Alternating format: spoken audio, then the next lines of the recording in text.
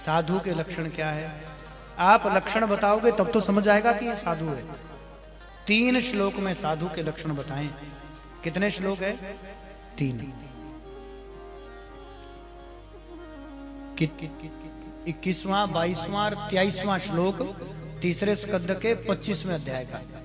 तितिक्षवा कारुणकः सुहृद सर्वदेहिनां अजात शत्रु शांता साधवा साधुभूषणा। दूसरा श्लोक। मय्यन्नेन भावेन भक्तिं कुर्वन्ति ये दृढां मत्कृतै त्यक्त कर्मणास् त्यक्त स्वजन बांधवा। तीसरा श्लोक।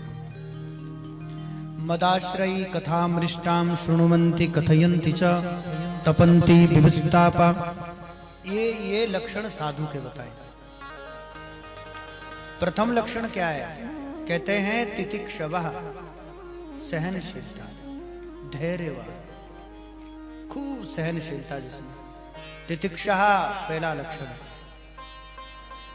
हृदय में करुणा, जीव मात्र के प्रति ओत प्रोत, दया का भाव, करुणा का भाव।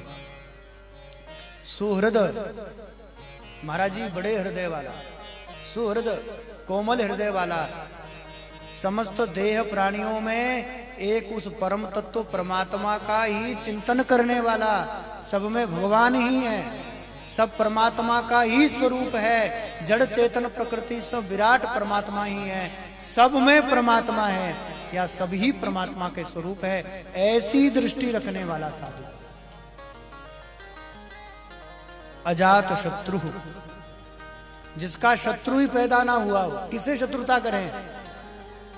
अरे सब में परमात्मा है, किससे शत्रुता करें, किससे बैर करें? अजात शत्रु। शांत साधवा साधु भूषणा, साधुता जिसका आभूषण है, साधना जिसका आभूषण है, वो साधु। अब कोई हम जैसों को साधु कह दे, जो केवल पेट भरने के लिए बने हो। हाँ, मूड मुडाए 3 गुण, सरकी मिटे खाज, बढ़िया बढ़िया खाना मिले, लोग है महाराज। हमने कहा इससे बढ़िया काम धंधा ही कोई नहीं है। अब हमको कोई साधु कह दे तो इससे बड़ी मूर्खता क्या होगी? एक भी लक्षण इसमें हमें नहीं। हम तो केवल उदर भरने के लिए बने, भेष भी केवल पेट भरने के लिए। पक्की कह रहे हैं? केवल उदर भरण हो जाता है, बढ़िया चकाचक मालपुआ खीर सब मिल जाती है खाने के लिए, सब बढ़िया व्यवस्था भगवान की कृपा से भेष मात्र धारण करने से मिल जाती है। हम तो भैया ऐसी भूल कर भी ना करना। ये लक्षण जो है, इनमें से एक भी लक्षण हमें नहीं है, रत्ती भर भी नहीं है। एक लक्षण तो बहुत बड़ी बात होती है, रत्ती भर भी कोई लक्षण नहीं है। कोई हमको कहे, हम तो सीधा कहते हैं और व्यासपीठ से कह रहे हैं, केवल पेट भरने के लिए बने, इससे ज्यादा हम कुछ करते भी नहीं है। खूब बढ़िया पेट भरने में इससे काम चलता, उदर भरने के लिए जीवन है।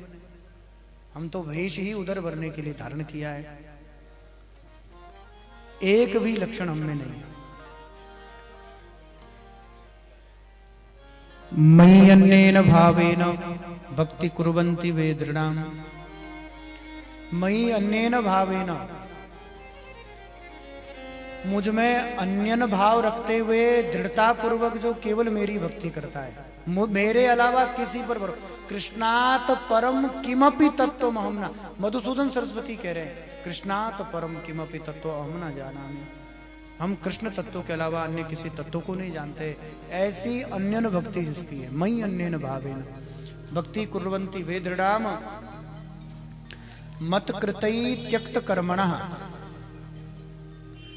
समस्त कर्मों का मुझ में त्याग करते हुए, त्यक्त स्वजन बंधु बांधवा, अपने बंधु जनों का, बांधव जनों का, परिवार जनों का सबका त्याग करते हुए केवल अन्यन भाव से मुझ में प्रेम भक्ति रखते हुए मेरा भजन करते हैं, उनको साधु जानो।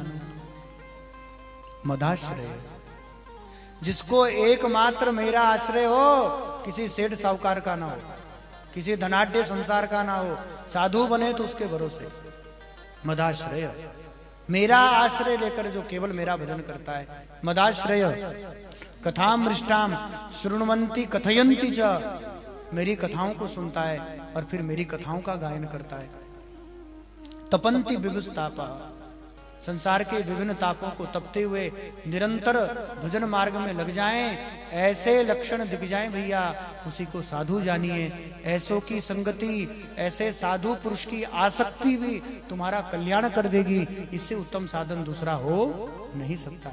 इसके बाद अब भक्ति योग का आश्रय लिया भगवान ने।